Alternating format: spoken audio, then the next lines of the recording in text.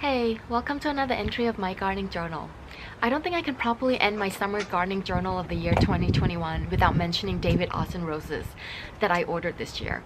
This is my first year ever trying them out, and my goodness, they have been so wonderful, and I just want to share that experience with you.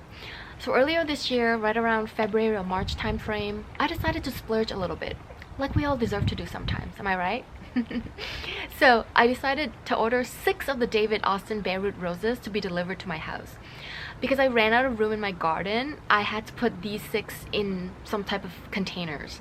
So I specifically looked for varieties that would do well in containers and that would have repeat blooms and that would be healthy in my area. And the 6 kinds that I chose were 1. Olivia Rose Austin, 2. Harlow Carr, 3.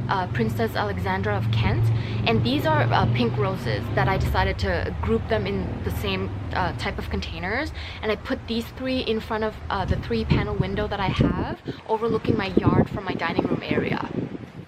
So before I go on to show you the final results, I guess I should give you a quick peek of what they looked like when they first arrived. This was April 1st, and the roses came in 3 big boxes, and they were very well packaged. You can see that one of the stems was kind of poking through one of the boxes, but it was no big deal. It was not a problem at all. Anything and everything that comes through my house has to go through some pretty heavy customs inspection, and if you have dogs, you'll know what I mean. Now let's take a look inside the boxes. Each box carried 2 bare root roses that sat together nicely. I also ordered their rose food and their fungi, but they were not necessary. If you have to choose between one of the 2, I would go with the fungi more so than the rose food. The next thing I did right after I unboxed my roses was soak them in water for 2 hours before I planted them. This is a very crucial step to planting your rose because you need to hydrate your rose before they go into the ground. If you don't have a bucket big enough, you can use a wheelbarrow like I did. This was Desdemona. It's very robust, very healthy looking bare roots. So yeah, that was back in April when they arrived, and now I'm going to take you to the present time in August when they have given me many flushes of blooms already. Let's talk about the first 3, the first pink roses that I grouped together and I planted in front of my dining room window. So this is what I'm talking about. These 3 pink roses are similar in colors but quite different in characteristics. So let me talk about the one on the very right first. This is Princess Alexandra of Kent. She is a gorgeous rose. The blooms are so huge, almost the size of my palm right here. Let me show you this for reference. So there's that.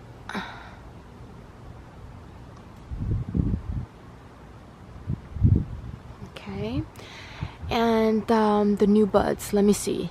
It's pretty. It's like very almost red, like orangey red color, and when they first start to open, they'll look like this. Like you'll see how it's like there's different shades of colors in there, like bright pink, but it's also like a little bit of orange undertone. It's really beautiful, and gradually it'll turn like true pink as the blooms start to open more and more. And there's that. The stems are super strong.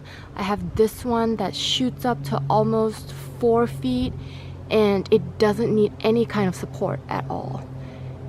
Like this one right here, and I count 1, 2, 3, 4, 5, 6, 7, 8, 7 to 8 buds on this stem, and it's going to stand tall like that without needing any type of support. So this is a very strong and very healthy, vigorous growth. I love her. Doesn't she look great? The biggest stem that I can see here are almost, I would say, 1 centimeter oh, close to 1 centimeter maybe in diameter. This is not a very thorny rose either. So there's my one on the right, Princess Alexandra of Kent. And this is a picture of her at her very first flush of blooms. This rose really had me at hello. And then right next to her in the middle there, this is Olivia Rose Austin, which is kind of taking a break, but not really, because I'm seeing these tiny little buds right here all over her.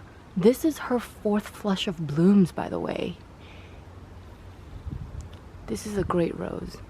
I love her. I love the shape of Olivia Rose Austin. Like, it's kind of, and I don't have to do anything to it. I don't have to prune it or anything at all. Like, this is just the way she looks.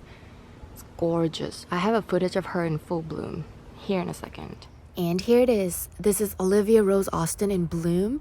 This footage was taken back either late May or early June of this year. I just couldn't believe my eyes. Like, this rose was in the container for less than 3 months and already this is what I got. I think this was its second flush of blooms, because I remember its first flush being not so big and I mean not too many of them, but the second flush just really surprised me. The blooms were pretty big as well, like as big as Princess Alexandra of Kent, and the color is the most gorgeous pink, gorgeous romantic pink color. So yeah, that was Olivia Rose Austin when she was in bloom. I have not had any disease problems at all with these guys. So this area doesn't get morning sun, but it gets a hot afternoon sun from about noon to maybe like 5:30 to 6 in the evening. And at first I was worried because, you know, I wasn't sure if afternoon sun would be too hot, but they seem to be doing okay. All right, let's move on to the one on the very left. This is Harlow Carr. And this is it has a smaller bloom. All right, for reference, here's my hand. And I think this is like a true pink, kind of like a softer, like baby pink type color. It's so beautiful too. But one downside of this rose is that the stems are not very strong, and for some reason, like they're super long. Like, for example, I have this one here that shoots up to almost 1, 2, 3, 4, 4.5, almost 5 feet. And they definitely need support. So I put like a little stake there, and it's kind of leaning towards my trellis, and I think it's kind of being taken over by my morning glory. Let me see what's happening here. Yep, but that's okay. It helps it actually. So, oh, there's one that's in full, that I think kind of opened up fully, and she's like, you see, like she's like super pink towards the middle, and then kind of like she goes out softer towards the outside. It's got really long and very, very thorny, super thorny. Can you see that? Oh my goodness. I can't handle this rose without gloves. And that was Harlow Carr, a beautiful, delicate little pink rose with long and thorny stems. I just think that, I don't know, these three colors kind of go together. Well, I mean, here you don't see the Olivia Rose Austin in blooms, but when they all bloom together at once, ooh, it's a sight. And again, keep in mind, like, these roses have only been in the containers for not even 5 months yet. And how they've been doing has really blown me away. David Austin roses have exceeded all of my expectations. Yeah, and right to the right corner here, I have a Cape Harris magnolia tree, which is a smaller variety of the Magnolia grandiflora, or the southern magnolia. It's gonna grow to about 10 to 12 feet tall, I think, and I hope that it won't block out the sun, because my roses need sun. But well, we'll see what happens in the future. Good thing with container roses or container plants is that you can move them around easy. Alrighty, so those are the first three of my David Austin roses. The next three are not pink roses. They're all different colors. First I have Roald Dahl, which is a yellow rose, and then Carding Mill, which has a lovely apricot color to it. And then the last one is Desdemona, which is a white rose with pinkish hue. They are in containers as well, and they're kind of scattered all over my yard simply because I ran out of room for them. But in hindsight, I think I'm gonna have to move them in the future because they've turned out to be such beautiful roses, and I want to be able to look out my windows and see them right away. But yeah, let's go take a look at my other three David Austin roses. So I ran out of room on that side of the yard, so I have to put two of the containers over on this side, which I'm not sure, I might have to move them later. This is the side of my yard that I don't come out to see very often unless I really walk out to like water the plants and stuff. But this is maybe a temporary storage space for my Roald Dahl and Carding Mill over here. Roald Dahl is a yellow rose that is super healthy and has such vigorous blooms.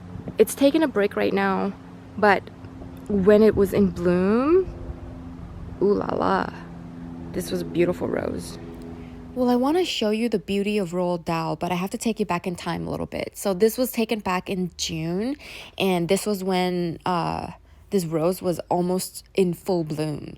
But let's take a look at the blooms. So this is a yellow rose, but when it first forms its buds, and when it first opens, you'll see a lot of orange in it. But as it opens up more and more, like, it'll turn more yellow, like true yellow. And sometimes you'll see like a tint of white in it as well. But it's such a beautiful, healthy looking, and the leaves are super green and almost glossy. Like, it's such a healthy rose, and I get so happy just looking at it. So there's that, and it has a nice, like, roundish but also natural looking shape to it as well, and it doesn't really need a lot of care. I come out to this side of the yard to water these two containers. So Roald Dahl and Carding Mill are kind of next to each other. I've been watering them deeply once a week, and so far it's been enough. But this was taken back in June, and then in July it was super hot. Like, we've had such a hot and dry summer this season. It's kind of strange actually, because usually we have like mild weather both in the winter months and the summer months, but this summer it's been so hot and dry, and even then, like, this rose is still doing fine. And just look at that. And when it was covered with flowers, I think it must have been about 40 to 50 like little flowers. It's a really beautiful rose. I really like it. I'm gardening in Zone 8, by the way. I live on the west coast of Washington State, in case you're wondering. It rains a lot here. I would say almost like 7 to 8 months out of the year. Okay, and then this is just a container of red hibiscus and red annual geraniums. But right here is what I want to show you. This is Carding Mill that is taking a complete break at the moment. It's just finished blooming probably last week or maybe 2 weeks ago. This is also another very healthy and vigorous growing rose. The stem is quite thick, and this area gets full sun, like gets all day sun from morning to evening. So maybe I'm not watering it enough. I'm not sure, but I see some holes on the leaves, and some of the leaves are kind of turning yellow. So I gotta fix that somehow. I'm not sure how. Maybe I'll try to water maybe twice a week instead of once a week.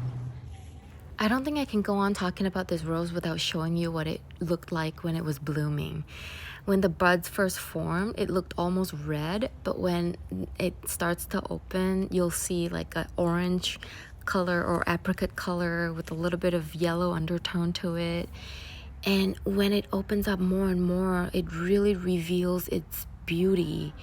And oh my goodness, this is a beautiful rose, you guys. If you're into orange roses, I really think you need to have cardinal in your garden. It's a very healthy, very beautiful rose. The stems are really nice and strong, and they're able to support themselves. The roses have multiple layers to it. Smells amazing. I don't know. I don't have anything bad to say about this rose at all. Like, I really, really love it.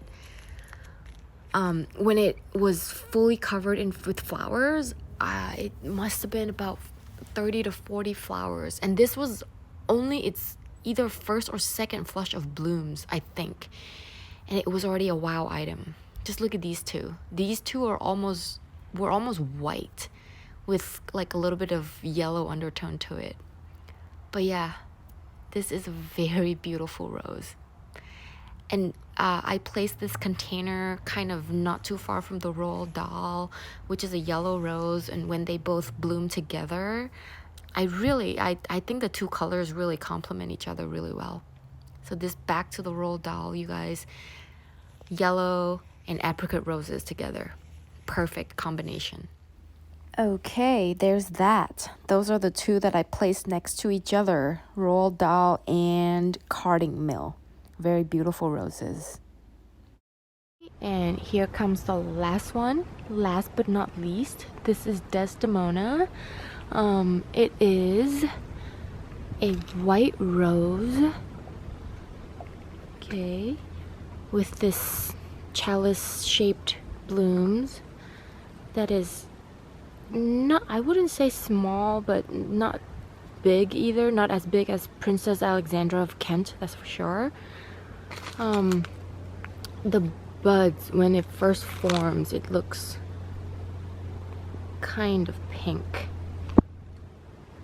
And then it opens up to this beautiful white flower right here. This is also a very, very strong, healthy rose. The stems are thick, just like the cardinal, and it doesn't need any type of support. It does really well with that.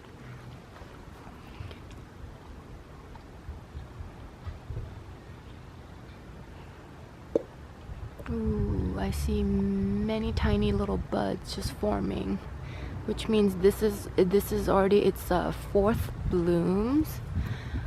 I'm not sure if you can see, but it has like a pinkish hue like towards the center of the rose when it first started to open,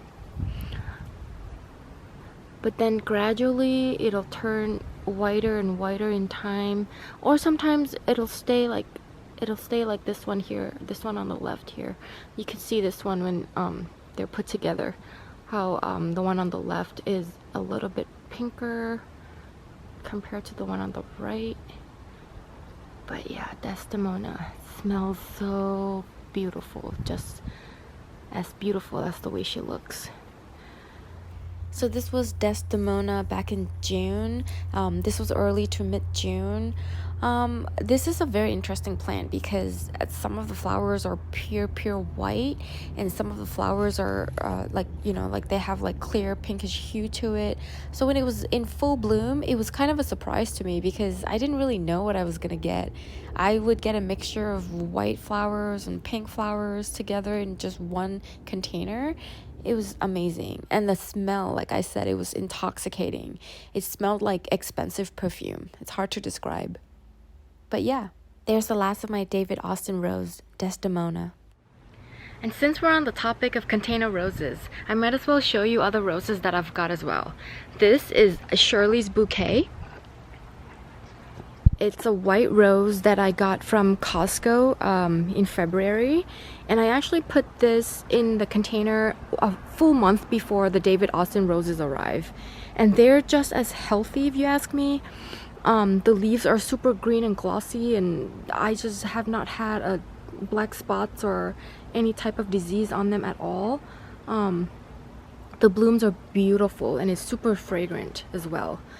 I put these roses next to my white frost-proof gardenias, And oh my goodness, when they both bloom together, my patio smells so divine.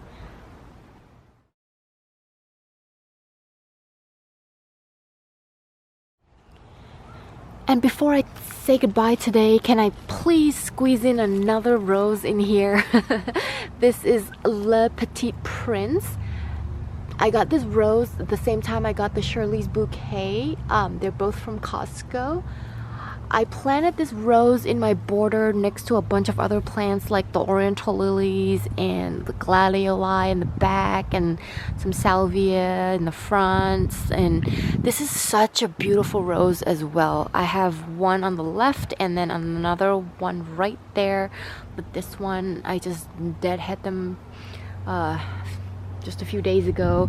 But I have another one of the same variety over on this side of my border, and this is also Le Petit Prince, kind of in bloom. Just take a look at the color. This is a lavender rose, by the way, and it's got kind of I would say like a traditional bloom. It's really beautiful, smells amazing too. And I see a lot of buds here that are about to open. Ooh, I'm so excited. But yeah, this rose is gorgeous. I'm going to do another video on this rose alone because when I decided to get it, I went online to try to research some information, and there's not a lot of information out there. I typed in Le Petit Prince, and of course, you know, like the book pops up because it's named after the book, but not a lot of information on this rose. So I'm gonna wait another year or two, gather some more information on this, and then maybe do a video on Le Petit Prince. But there's that.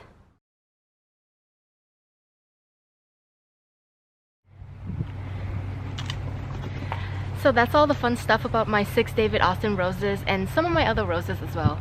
I hope you enjoyed our video today. Thanks for watching. Bye.